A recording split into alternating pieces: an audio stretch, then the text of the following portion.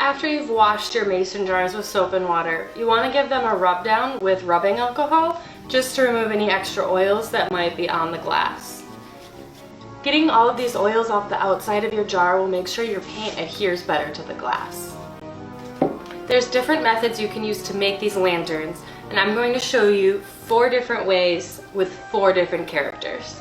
The first one is going to be Frankenstein. With this method, we're just going to take some neon green acrylic paint and paint the outside of our jar.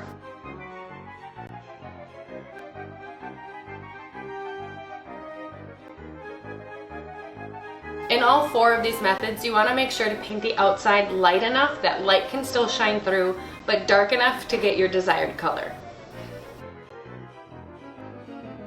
Now that our light layer of green paint has dried, we can paint on Frankenstein's face.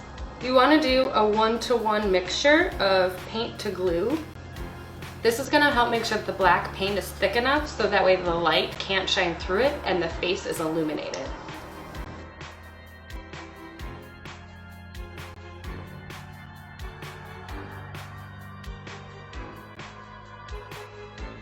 Now that we have his face painted on, turn on a light, drop it in, and put the lid on. And you have Frankenstein. The next character we're going to make is a skeleton using frosted glass spray paint. I also spray painted the lids of the jars black and white. Now that our jar for the skeleton has been frosted, we're going to paint on the face.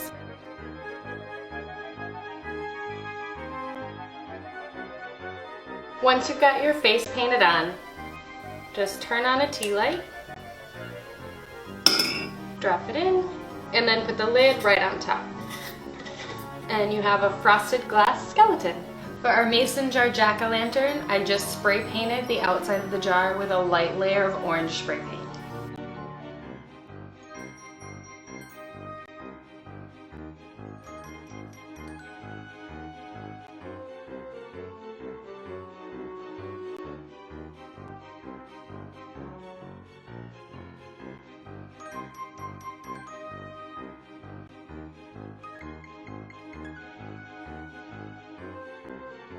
Turn on a tea light, drop it in the jar, and put the lid on.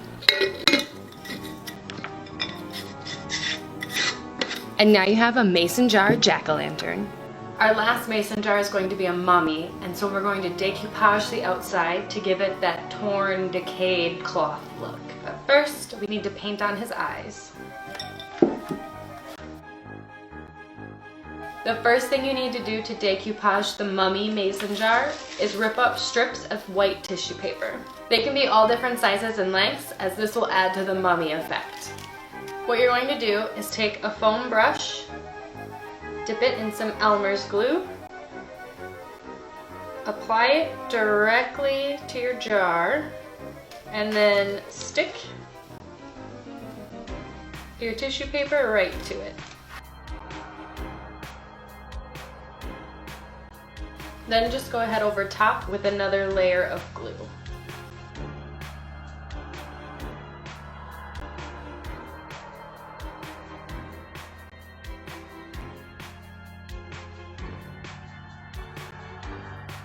The last thing we're going to do for our mummy is glue some of this stringy gauze-like fabric around the jar to make it look even more mummy-ish. All I'm going to do is just drape it around. I'm just going to go over this with a little bit of glue to help hold the string down, because we definitely don't want our mummy to unravel. Now that we have the string glued on, just turn on a light, drop it in, and close it up. And here's our mummy mason jar lantern.